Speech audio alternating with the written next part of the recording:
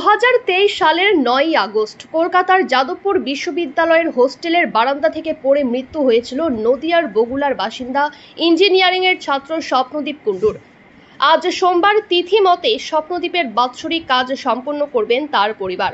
আর সেই ঘটনার প্রায় 1 বছর পরও স্বপ্নদীপের মৃত্যুর জন্য দায়ী দোষীদের এখনো সাজা না হওয়া নিয়ে সোমবার আক্ষেপ করলেন স্বপ্নদীপের মা। প্রসঙ্গত, গত বছর 9ই আগস্ট রাতে যাদবপুর বিশ্ববিদ্যালয়ের হোস্টেলের বারান্দা থেকে পড়ে গিয়ে মৃত্যু হয় স্বপ্নদীপের। অভিযোগ ওঠে র্যাগিংয়ের শিকার হয়েছিলেন ওই ছাত্র। আর এই ঘটনা নিয়ে তখন তোলপাড় হয়েছিল রাজ্য। আর সেই ঘটনার পর অভিযুক্তরা গ্রেফতার হলেও প্রায় 1 বছর কেটে গেলেও এখনো সাজা পাননি তারা। আর সোমবার ছিল তিথিমতে স্বপ্নদীপের বাৎসরিক কাজ। স্বপ্নদীপের মা এবং বাবা আইনের ওপর সম্পূর্ণ আস্থা রেখে দোষীদের কঠোর ও দৃষ্টান্তমূলক শাস্তির দাবি করলেন। সুরক্ষিত জলে স্বনির্ভর জীবন। জল জীবন মিশন মানে শুধু সব বাড়িতে নলবাহিত পরিশুদ্ধ পানীয় জল নয়, জল জীবন মিশন মানে কর্মসংস্থান, স্বনির্ভরতা। এখন ঠিক মতন কাজ করতে পারছি, বাচ্চাকেও সামলাতে পারছি, এখন আমার এতটা অসুবিধা হয় না। জল জীবন মিশনে গ্রামে গ্রামে তৈরি হচ্ছে কর্মসংস্থানের সুযোগ। সময় বাঁচিয়ে স্বনির্ভরতার পথে পা রাখছেন মেয়েরা। জল জীবন mission, building partnership and changing lives. জনস্বাস্থ্য কারিগরি দপ্তর, পশ্চিমবঙ্গ সরকার।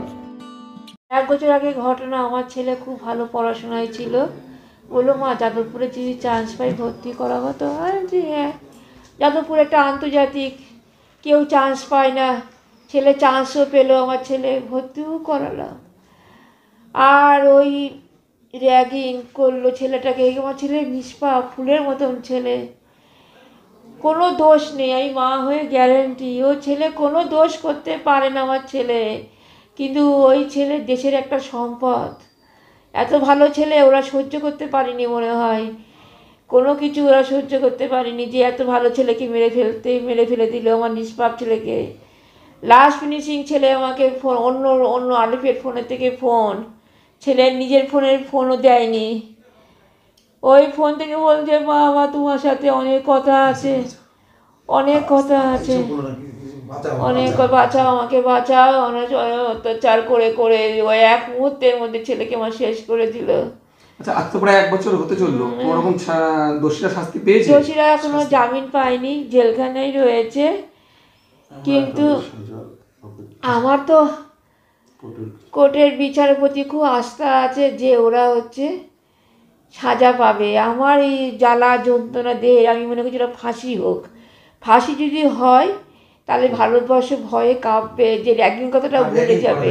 আর র্যাগিং আমার মতন কেউ যেন কোনো মা জ্বলে না, সন্তান যে হেরে যায়, মার যে কত কষ্ট হয় সে আমি যন্ত্রণা ভোগ করছি। কিন্তু ওদের ফাঁসি দেওয়াটাই উচিত। কিন্তু 1 বছর হতে গেল, তার আগে ফাঁসিটা দিলে সব থেকে ভালো হতো। ওই ফুলের মতন ছেলে কেন যাদবপুর, কেন এত র্যাগিং হবে? কেন এত র্যাগিং হবে? র্যাগিংয়ের আস্থা কারখানা, যারা বেতন নেয় বসে বসে, সরকারের কাছে বেতন নেয়, তাদের কি কোনো দায়িত্ব কিচ্ছু নেই? তাদেরও তো উচিত, এতগুলো ছেলে পেলে দায় তোমাদের হাতে। সিসি ক্যামেরা থাকা সত্ত্বেও সিসি ক্যামেরা লাগাতে দেবে না, ছেলে চলে যাওয়ার পরে সিসি ক্যামেরা লাগাতে দেবে না কেন? ওদের কী স্বার্থ? কত মানুষের এইসব কি হারানো গেলে একটা দেশের সম্পদ তৈরি হলে, কত ভালো ভালো ছেলে দেশটাকে গড়বে। কেন এত নোংরা কেন? কি নাম আপনার? আমার নাম স্বপ্না কুণ্ডু। যদি এখনও আমাদের খবরের দর্পণ চ্যানেলটি সাবস্ক্রাইব না করে থাকেন তাহলে এখনই সাবস্ক্রাইব করুন, সঙ্গে বেল বাটনটি ক্লিক করুন আর পেয়ে যান সব খবরের দ্রুত ভিডিও আপডেট।